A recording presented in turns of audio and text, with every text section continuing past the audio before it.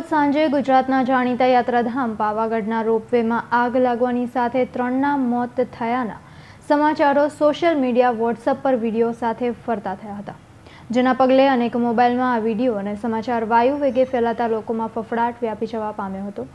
જો કે વોટ્સએપ પર વાયરલ થયેલો આ વિડીયો અફવા સાબિત થયો હતો। આ વિડીયો ઇઝરાયલમાં ફિલ્મ શૂટિંગ દરમિયાન બનેલી ઘટનાનો હોવાનું જાણવા મળ્યું હતું। આ વિડીયોને વોટ્સએપ પર પ્રસારિત કરનાર શખ્સ સામે પાવાગઢ ઓથોરિટી દ્વારા પોલીસ ફરિયાદ કરવાનું નક્કી કર્યું હોવાનું જાણવા મળી રહ્યું છે। ગુજરાતના જાણીતા યાત્રાધામ પાવાગઢમાં રોપવેમાં આગ લાગી હોવાની અને તેમાં 3 લોકોના મોત થયા હોવાની અફવા સોશિયલ મીડિયાના માધ્યમથી ફેલાતા લોકોમાં અરેરાટી ફેલાઈ ગઈ હતી। આ સમાચારની સાથે વિડીયો પણ સોશિયલ મીડિયામાં વાયરલ થયો હતો। અલબત્ત આ વિડીયો બીજા કોઈ સ્થળનો હોવાનું બહાર આવતા સૌએ રાહતનો શ્વાસ લીધો હતો।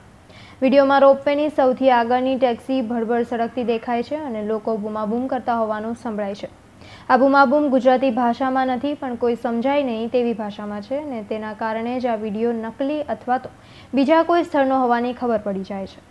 પાવાગઢના રોપવેની ટેક્સીનો રંગ તથા વિડીયોમાં બતાવાયેલી ટેક્સીનો રંગ અલગ અલગ છે, તેના કારણે પણ આ વિડીયો પાવાગઢનો નથી તે સાબિત થઈ જાય છે। સોશિયલ મીડિયામાં ફરતા થયેલા સમાચાર પ્રમાણે વહેલી સવારે રોપવેમાં આગ લાગતા 3 લોકોના મોત થયા હતા, પરંતુ સમગ્ર વિડીયો અને વહેતા થયેલા સમાચાર માત્ર અફવા હોવાનું બહાર આવ્યું હતું।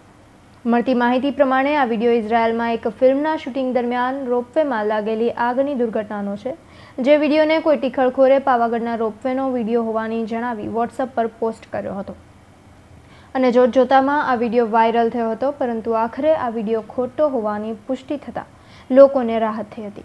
આ સામે વોટ્સએપ પર ખોટો વિડીયો ફેલાવનાર સામે કાયદાકીય પગલાં લેવા પાવાગઢ ઓથોરિટી દ્વારા નિર્ણય લેવાયો હોવાનું જાણવા મળી રહ્યું છે।